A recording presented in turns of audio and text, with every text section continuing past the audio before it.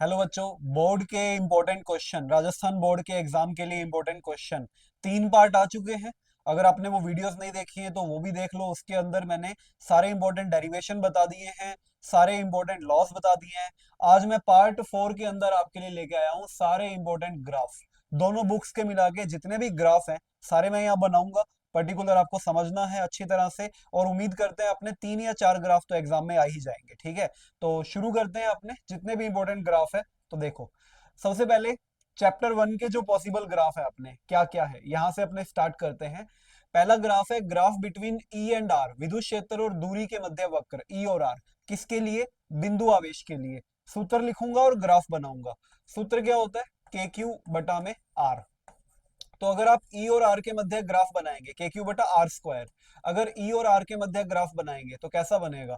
अति परवलयाकार। ये रहा ग्राफ पर्टिकुलरली। ठीक है, इसी तरह सेकंड, डायपोल ऑन एक्सियल, द्विध्रुव की अक्ष पे ई और आर के मध्य सूत्र ग्राफ। क्या सूत्र होता है? 2 kp बटा में आर क्यूब। तो इसका ग्राफ भी कैसा ही बनेगा? बिल्कुल वैसा, अति परवलयाकार। आर स्क्वायर का ग्राफ हो, आर क्यूब का ग्राफ हो, आर का ग्राफ हो, पर्टिकुलरली कैसा बनता है अपने लिए? वो हमेशा कैसा बनता है? हाइपरबोलिक, अति परवलयाकार बनता है ई और आर के मध्य का ग्राफ। ठीक है, E versus R, K Q by R square, KP by R cube, R पे डिपेंडेंस। तो चलें आगे। नेक्स्ट ग्राफ देखो, आप स्क्रीनशॉट लेते रहो ग्राफ का, सारे ग्राफ एक जगह पे मिल जाएंगे आपको सारे। आपको नोट्स के पेजेस नहीं पलटने पड़ेंगे, आपको बुक्स नहीं उठानी पड़ेंगी, सारे ग्राफ एक जगह पे आपको मैं दे रहा हूँ। ठीक है, नेक्स्ट ग्राफ देखो। द्विध्रुव की निरक्ष, डायपोल ऑन इक्वेटोरियल। फॉर्मूला क्या होता है? फॉर्मूला होता है केपी बाय आर क्यूब। क्या फॉर्मूला होता है? KP by R cube. ठीक है, तो ई और आर के बीच का जो ग्राफ आप बनाओगे यहाँ पे, ई और आर के बीच का बिल्कुल ऐसा सेम, ई आर क्यूब के इनवर्सली प्रोपोर्शनल है। वही हाइपरबोलिक, अति परवलयाकार। ज्यामिति ध्यान रखना, क्या ज्यामिति है इस ग्राफ की? कई बार ज्यामिति पूछ लेते हैं। हाइपरबोलिक ज्योमेट्री क्या है? हाइपरबोलिक या अति परवलय ज्यामिति है। ठीक है, अति परवलय। चलिए आगे चलते हैं। नेक्स्ट, अगला ग्राफ देखो। फॉर लॉन्ग वायर, लंबी चालक तार के लिए क्या सूत्र होता है? ई बराबर 2k lambda upon R is equal to 2k lambda by R. तो अगेन देखो, ई और आर के बीच का जो रिलेशन है बच्चों, फिर से कैसा आ रहा है? हाइपरबोलिक आ रहा है, अति परवलयाकार आ रहा है। तो ग्राफ फिर से कैसा बन जाएगा? ऐसा बन जाएगा, ई और आर के बीच का। अगला है शीट, चद्दर के लिए। क्या फॉर्मूला होता है? ई बराबर sigma upon 2 epsilon not.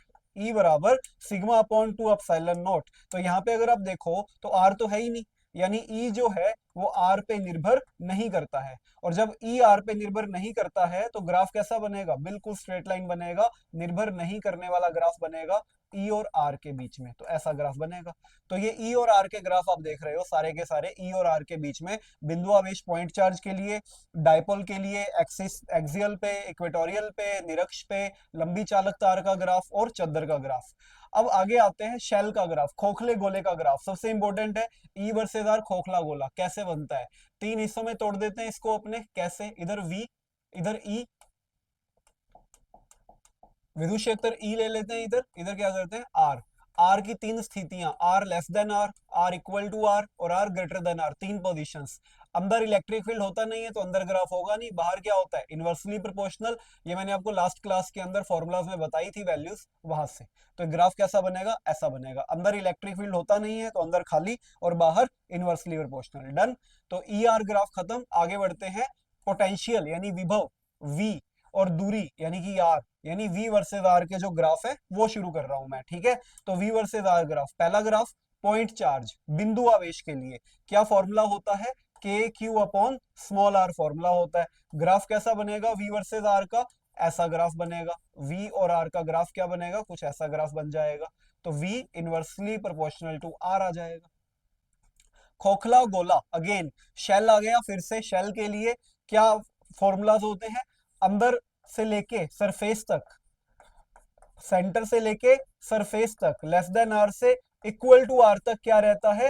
Constant रहता है। और बाहर क्या हो जाता है? इनवर्सली प्रोपोर्शनल हो जाता है। तो ग्राफ कैसा बनेगा? इस टाइप से बन जाएगा, V versus R graph. Clear? तो स्क्रीनशॉट ले लो इसका। समझे क्या हो क्या रहा है यहाँ पे? वी और आर का ग्राफ आपको बता दिया मैंने। क्लियर? अगला ग्राफ देखें, आ जाओ। अगला ग्राफ में आते हैं कैपेसिटेंस। धारिता के ग्राफ आ चुके हैं, कैपेसिटेंस के ग्राफ आ चुके हैं संधारित्र के लिए। तो देखो पहला graph graph between C and R, धारिता और त्रिज्या किसकी, गोलीय चालक की। तो इसका फॉर्मूला क्या होता है, C is equal to 4 pi epsilon naught R. तो C जो है वो R के डायरेक्टली प्रोपोर्शनल है, और डायरेक्टली प्रोपोर्शनल का ग्राफ कैसा बनता है, बिल्कुल स्ट्रेट लाइन बनता है। तो यहाँ ग्राफ क्या बन जाएगा, स्ट्रेट लाइन बन जाएगा, C वर्सेस R। आगे है Q एंड V, आवेश और विभव। तो आवेश विभव के समानुपाती होता है, या विभव आवेश के समानुपाती होता है। अगेन ग्राफ हमारा फिर से कैसा बन जाएगा, Q और V के बीच में बिल्कुल स्ट्रेट लाइन बन जाएगा। तो ये दोनों ग्राफ एक जैसे हैं, लेकिन भौतिक राशियां, फिजिकल क्वांटिटीज अलग अलग हैं। C और R का ग्राफ, Q और V का ग्राफ। डन। आगे बढ़ते हैं, अगला ग्राफ देखते हैं। स्क्रीनशॉट ले लो इसका, सारे ग्राफ एक जगह पे दे दूंगा, सारे ग्राफ। कॉपी के पन्ने नहीं पलटने पड़ेंगे बार बार। देखो, करंट इलेक्ट्रिसिटी पे आ गए हैं। Graph between rho and T, प्रतिरोधकता और ताप के मध्य ग्राफ। ये तीन अलग अलग के लिए होता है, मेटल्स के लिए होता है, एलॉयज के लिए होता है, सेमीकंडक्टर के लिए होता है। मेटल्स के लिए, धातुओं के लिए, चालकों के लिए रो वर्सेस टी का ग्राफ कैसा बनता है, बिल्कुल ताप बढ़ाने पे उनकी प्रतिरोधकता बढ़ती है। तो रो वर्सेस टी ग्राफ ऐसा बनेगा मेटल्स के लिए। एलॉयज के लिए, एलॉयज के लिए भी सेम ही आउटपुट होता है। टेम्परेचर इंक्रीज करने पे उनकी भी प्रतिरोधकता बढ़ती है, लेकिन बढ़ने का तरीका अलग होता है। बढ़ने का तरीका क्या होता है, स्ट्रेट लाइन। तो ये एलॉयज के लिए हो गया, रो वर्सेस टी। सेमीकंडक्टर्स के लिए क्या होता है, सेमीकंडक्टर्स के लिए उनकी रजिस्टिविटी टेम्परेचर के साथ कम होती है। कम होती है तो ग्राफ अपना कुछ ऐसा बनेगा सेमीकंडक्टर्स के लिए, रो वर्सेस टी कैसा बनेगा, कम होती है तो ग्राफ ऐसा बनेगा। तो ये रो वर्सेस टी ग्राफ सेमीकंडक्टर्स के लिए। ये तीनों ग्राफ इंपॉर्टेंट है, तीनों में से एक पक्का आपके बोर्ड एग्जाम में आएगा, ग्राफ रो वर्सेस टी, प्रतिरोधकता और ताप के मध्य ग्राफ। चलें आगे, नेक्स्ट देखो, graph between I and V D, धारा और अपवहन वेग। अपवहन वेग मतलब ड्रिफ्ट स्पीड के लिए आपको ग्राफ प्लॉट करना है।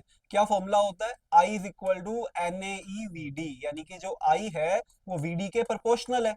और प्रोपोर्शनैलिटी का ग्राफ कैसा बनता है ये हमें पता है, आई इधर, वी डी इधर। तो प्रोपोर्शनैलिटी का ग्राफ क्या बनेगा बच्चों, स्ट्रेट लाइन ग्राफ बन जाएगा प्रोपोर्शनैलिटी का।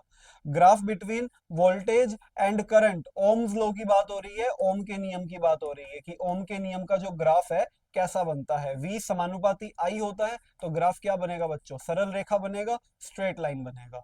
तो V और I का ग्राफ फिर से क्या बन जाएगा, स्ट्रेट लाइन। क्यों, क्योंकि V प्रोपोर्शनल टू I होता है। आगे है graph between J and E, यानी धारा घनत्व और विद्युत क्षेत्र, करंट डेंसिटी और इलेक्ट्रिक फील्ड। यहां भी सेम बात फॉलो होगी, J E के प्रोपोर्शनल होता है। अगर J E के प्रोपोर्शनल है तो ग्राफ कैसा बनेगा, फिर से ग्राफ क्या बन जाएगा, स्ट्रेट लाइन बन जाएगा। तो ये तीनों ही स्ट्रेट लाइन ग्राफ हैं, एक I और VD का, एक V और I का, एक J और E का। डन। चलिए अगले ग्राफ की तरफ चलते हैं। अगला आगे क्या है, VI graph for gallium arsenide. Gallium arsenide के लिए VI ग्राफ इंपॉर्टेंट है, ये थोड़ा अच्छा सवाल है, ध्यान रखना। ये हम स्किप कर जाते हैं कई बार, लेकिन क्वेश्चन आता है इसके ऊपर। VI ग्राफ गैलियम आर्सेनाइड के लिए कुछ इस तरह से एक रफ सा ग्राफ आप बना सकते हैं, कुछ इस तरह से। क्लियर। दो रीजन होते हैं इसके अंदर, एक नॉन लीनियर रीजन यानी अरेखीय रीजन या रेखीय क्षेत्र, और एक ऋणात्मक प्रतिरोध का क्षेत्र। तो ग्राफ ऑलमोस्ट ऐसा दिखाई देता है। Graph between B and R, magnetism पे आ गए हैं, चुंबक पे आ गए हैं। कॉइल के लिए, कुंडली के लिए चुंबकीय क्षेत्र का के साथ ग्राफ कैसा दिखाई देता है, ये ग्राफ कुछ ऐसा दिखाई देता है।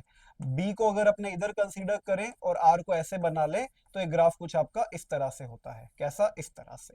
ये ग्राफ कुछ ऐसा आता है, ऐसा ग्राफ दिखाई देगा। ठीक है, पर्टिकुलरली कुछ ऐसा ग्राफ दिखाई देगा। आगे तार के लिए, चालक तार के लिए, चालक तार के लिए सूत्र क्या होता है, म्यू नोट आई बटा में 2 पाई आर, यानी जो बी है वो आर के इनवर्सली प्रोपोर्शनल है। इसका मतलब ग्राफ फिर से कैसा बनेगा, हाइपरबोलिक यानी अति परवलयाकार ग्राफ बनेगा। कैसा बनेगा, हाइपरबोलिक या अति परवलयाकार। समझे। चलें आगे बढ़े, नेक्स्ट ग्राफ देख ले, इसका स्क्रीनशॉट ले लो, नेक्स्ट ग्राफ देखो। आगे बढ़ रहे हैं, आगे आता है graph between B and R for solenoid, परिनालिका के लिए। परिनालिका के लिए बी और आर के बीच कैसा ग्राफ बनता है, परिनालिका के लिए बी इधर आ जाएगा, तो इसका ग्राफ ऑलमोस्ट यहाँ पे नियत रहता है, और धीरे धीरे केंद्र की ओर से दूर जाते हैं तो वो घटता जाता है और सिरों पर आधा हो जाता है। तो ये ग्राफ बन जाएगा, बी इस अक्ष पे आ जाएगा और आर इस अक्ष पे आ जाएगा। ठीक है, बी और आर। सिलेंडर के लिए, बेलनाकार चालक के लिए, बेलनाकार चालक का ग्राफ इंपॉर्टेंट है, चुंबकीय क्षेत्र का पूछा गया है कई बार। बी और आर के बीच ग्राफ, अंदर क्या होता है समानुपाती, फिर क्या होता है बच्चों विथ कर्मानुपाती, यानी कि आर लेस देन आर पे समानुपाती, आर ग्रेटर देन आर पे विथ कर्मानुपाती। डायरेक्टली प्रोपोर्शनल, इनवर्सली प्रोपोर्शनल, ये अपना सिलेंडर के लिए, बेलनाकार चालक के लिए बी आर ग्राफ। डन, आगे बढ़ते हैं। आगे आता है ग्राफ बिटवीन काई एंड टी। काई ससेप्टिबिलिटी बोलते हैं जिसको अपने, ससेप्टिबिलिटी, और टी इज टेम्परेचर, ठीक है, टी इज टेम्परेचर। तो चुंबकीय प्रवृत्ति और ताप, अब अलग अलग मटेरियल्स के लिए ग्राफ ये अलग अलग होता है। अगर आपके पास मटेरियल प्रति चुंबकीय है तो काई टी पे डिपेंड नहीं करता, नेगेटिव होता है, यानी कि अगर मैं काई और टी का ग्राफ बनाता हूं तो वो मुझे नेगेटिव एक्स एक्सिस पे मिलता है, नेगेटिव वाई एक्सिस पे, ऐसे ग्राफ ये वाला, क्योंकि डिपेंडेंस नहीं है ना, नेगेटिव ग्राफ। पैरामैग्नेटिक के लिए बच्चों काई टी के इनवर्सली प्रोपोर्शनल होता है, इसका मतलब ग्राफ अपने को ऐसा मिलता है काई और टी का।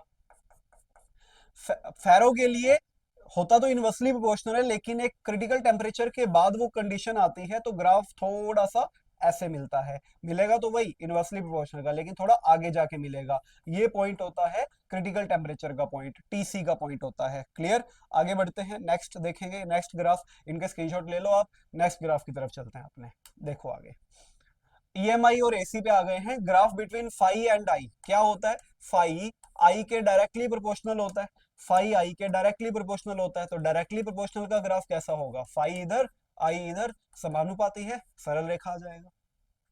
आगे कुछ ग्राफ सर्किट के हैं, एक्सएल और एफ, तो एक्सएल एफ के प्रोपोर्शनल है, यानी स्ट्रेट लाइन आएगा, एक्सएल एल के प्रोपोर्शनल है, यानी स्ट्रेट लाइन आएगा, एक्स सी एफ के इनवर्सली प्रोपोर्शनल है, मतलब क्या आएगा, हाइपरबोला आएगा, क्या आएगा, हाइपरबोला आएगा, और एक्स सी भी सी के इनवर्सली प्रोपोर्शनल है, यानी क्या आएगा, हाइपरबोला आएगा। ग्राफ कैसा आ जाएगा, हाइपरबोला आ जाएगा। गेटिंग द पॉइंट, बात समझे, XL F, XL L, XC F सीधा संबंधों से बने हुए ग्राफ है।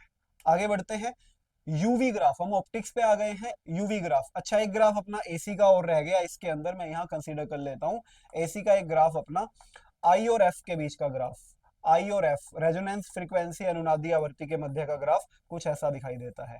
पढ़ा होगा तुमने, याद होगा तुम्हें, ये वाला जो पॉइंट होता है इसको अपने रेजोनेंट फ्रीक्वेंसी बोलते हैं, अनुनादी आवृत्ति बोलते हैं, आई और एफ के मध्य का ग्राफ, ठीक है। आगे यूवी ग्राफ फॉर मिरर, मतलब u और v के मध्य ग्राफ। अगर आपको u वर्सेस v बोलेंगे ना बच्चों, तो आपने क्या करना है, हाइपरबोला बना देना है, u वर्सेस v। और अगर आपको 1/u वर्सेस 1/v बोलेंगे ना, तो क्या करना है, तो आपने एक स्ट्रेट लाइन बना देनी है, 1/u 1/v। वो क्वेश्चन पे डिपेंड करेगा कि इसके ऊपर क्या पूछ रहे हैं, ठीक है। आगे बढ़े, डेल्टा ई ग्राफ, प्रिज्म के लिए डेल्टा ई ग्राफ कैसा होता है, याद करो, इंपॉर्टेंट ग्राफ है, ऐसा बनता है थोड़ा। डेल्टा ई ग्राफ पर्टिकुलरली अपना कुछ इस तरह से ग्राफ आ जाएगा, इधर डेल्टा आ जाएगा, इधर आई आ जाएगा, ये पॉइंट डेल्टा एम का हो जाएगा, डेल्टा ई ग्राफ बना लेंगे अपने। क्लियर, बात समझे, आगे बढ़ते हैं। एनर्जी डिस्ट्रीब्यूशन, ऊर्जा वितरण, इंटेंसिटी, इंटरफेरेंस, व्यतिकरण, ये मैं आपको पहले भी एक वीडियो में बता चुका हूँ वेव ऑप्टिक्स की, कि ग्राफ कैसा बनता है। ये पहाड़ होता है ऐसा, इस तरह से बनता है, बाकी आप वो वीडियो जाके देख लो, वेव ऑप्टिक्स की वीडियो इस चैनल पे पड़ी हुई है, वहां पे आपको पूरा डिटेल में एनालिसिस मिल जाएगा इसका। ऐसे ही मैं डाइफ्रैक्शन यानी विवर्तन का भी बता चुका हूँ डिटेल में उसी वीडियो के अंदर। इसका कुछ ऐसे होता है, छोटी हो जाती है इंटेंसिटी, सेम है, या पहाड़ आपस में बराबर होते हैं, साइड वाले छोटे होते जाते हैं। दोनों ग्राफ डिटेल में बताए गए हैं वेव ऑप्टिक्स की एक वीडियो के अंदर, वो वीडियो आप देख लोगे, आपको आइडिया हो जाएगा कैसे ग्राफ बनते हैं। मेल्स लो, मेल्स लो क्या होता है बच्चों, I is equal to I naught cos square theta होता है। तो अगर मुझे यहाँ पे इंटेंसिटी आई और थीटा के बीच में ग्राफ बनाना हो तो कैसा ग्राफ बनेगा, आई और थीटा कॉस स्क्वायर है ना, तो ग्राफ आपका कुछ ऐसा बन जाएगा, ये लो। आगे मॉडर्न फिजिक्स स्टार्ट हो गई है अपनी। Graph between intensity and current, intensity यानी तीव्रता, करंट यानी धारा के क्या होती है, समानुपाती होती है, तो ग्राफ कैसा बनेगा, आई और आई का, तीव्रता और धारा कैसा बनेगा, समानुपाती, सरल रेखा बनेगा। समझ गए, क्या बनेगा, सरल रेखा। चले आगे, चले नेक्स्ट देखेंगे, नेक्स्ट ग्राफ देखेंगे, graph between V and I. ये ग्राफ भी मैं एक वीडियो में पहले आपको बता चुका हूँ इसी चैनल के ऊपर, क्या कि अलग अलग तीव्रता है, अलग अलग फ्रीक्वेंसी है, तो कैसे बनता है ग्राफ। तो देखो वी और आई का ग्राफ, यहाँ पे आपको क्या मिल जाएगा, यहाँ पे हम लोग पर्टिकुलर वी का पॉइंट रखते हैं, इधर आई का रखते हैं। अगर आवृत्ति अलग अलग है तो ऐसे जाएगा और ऐसे जाएगा, आगे मिल जाएगा, ये मैं बता चुका हूँ आपको, उस वीडियो में आप जाके देख सकते हैं।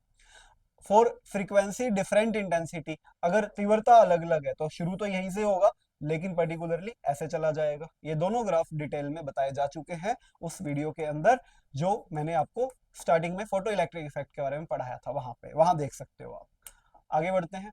Graph between VS and nu, ठीक है, VS is stopping potential, VS और न्यू के बीच का ग्राफ मुझसे बोला गया है, कैसा बनता है, ऐसा बनता है, सरल रेखा। और मुझे बोला जाए कि के मैक्स और न्यू के बीच ग्राफ बना दो, वो भी बिल्कुल ऐसी स्ट्रेट लाइन बनती है। ये पॉइंट किसका होता है, थ्रेशोल्ड फ्रीक्वेंसी का, देहली आवर्ती का बिंदु होता है, ठीक है। आगे बढ़ते हैं, next. Graph between lambda and P, de Broglie wavelength, lambda और P, lambda is equal to क्या होता है, एच बाय पी, यानी कि लैम्डा और पी पर्टिकुलरली कैसा रेशियो शेयर करेंगे, इनवर्सली का रिलेशन शेयर करेंगे, तो lambda inversely proportional to P, ठीक है, पी। अच्छा, अगर तुम्हें लैम्डा और 1/p का ग्राफ पूछे तो क्या बनाओगे, स्ट्रेट लाइन बना देना, लैम्डा और 1/p स्ट्रेट लाइन। अच्छा, लैम्डा और ई के क्या रिलेशन होता है, लैम्डा होता है एच अपॉन रूट 2m ई के, तो मैंने पूछा लैम्डा और रूट ई के, तो लैम्डा जो है रूट ई के रेसिप्रोकल है, इनवर्सली प्रोपोर्शनल है, यानी कि जो ग्राफ बनेगा लैम्डा और रूट ई के में, कैसा बनेगा, इनवर्सली प्रोपोर्शनल का ग्राफ बनेगा, कुछ इस तरह से आ जाएगा। डन। आगे बढ़ते हैं, नेक्स्ट देखेंगे, नेक्स्ट ग्राफ देखेंगे। नेक्स्ट ग्राफ है एन थीटा और थीटा, रदरफोर्ड एक्सपेरिमेंट का ग्राफ, एन थीटा और थीटा के बीच में जो ग्राफ आता है, कैसा आता है, रिलेशन क्या होता है, N theta inversely proportional to 1 upon sine 4 theta by 2, ये रिलेशन होता है। तो अगर मुझे एन और थीटा के बीच में ग्राफ बनाना है तो ग्राफ कैसा बनेगा, ऐसा बनेगा। अगला, graph between BE upon A and A, यानी कि per nucleon binding energy, per nucleon binding energy और मास नंबर में ग्राफ, एनसीईआरटी बेस्ड ग्राफ है, मैं आपको एक ग्राफ आइडिया दे देता हूं, आप एक बार एनसीईआरटी में जरूर इसको चेक कर लेना, क्योंकि इसमें एलिमेंट्स के नाम लिखे होते हैं, ठीक है। शेप ऐसी होती है कुछ इस तरह से शेप बनती है इसकी, एनसीईआरटी बेस्ड ग्राफ है। डन। चलेंगे, लास्ट आएंगे अपने, लास्ट ग्राफ आता है अपना ग्राफ नंबर कितना, 36 नंबर, पीएन जंक्शन के लिए, पीएन जंक्शन की कैरेक्टरिस्टिक्स की बात कर ले। एक ही ग्राफ है, वैसे तो पहले एलईडी वगैरह सब होता था, एक ही ग्राफ है, पीएन जंक्शन। इधर अपना क्या आ जाएगा बच्चों, इधर आ जाएगा V, इधर आ जाएगा I, तो फॉरवर्ड बायसिंग में ग्राफ आपका ऐसा आता है, रिवर्स में थोड़ा नीचे गिर जाता है, क्लियर। ये आपका आउटपुट आ गया। ये पॉइंट और ये पॉइंट, ये क्या कहलाता है, नी वोल्टेज का पॉइंट कहलाता है, ठीक है। और ये क्या कहलाता है, जेनर वोल्टेज का पॉइंट कहलाता है। डन। तो सभी ग्राफ, जितने भी ग्राफ थे अपने पर्टिकुलरली दोनों बुक्स को मिला के मैंने सारे यहाँ कवर कर दिए हैं, आपको और कोई बुक वगैरह खोलने की जरूरत नहीं है, पूरे आरबीएससी के ग्राफ आपके 12th क्लास के इसके अंदर आ गए हैं। डन। तो आपको मिलते हैं हम आपसे अगली वीडियो के अंदर, तो तब तक आप लोग पढ़ाई करते रहो, चैनल से जुड़े रहो, और वीडियोस आती रहेंगी, और किसी टॉपिक की वीडियो चाहिए तो आप कमेंट बॉक्स में कमेंट कर सकते हो। Till then take care, bye bye.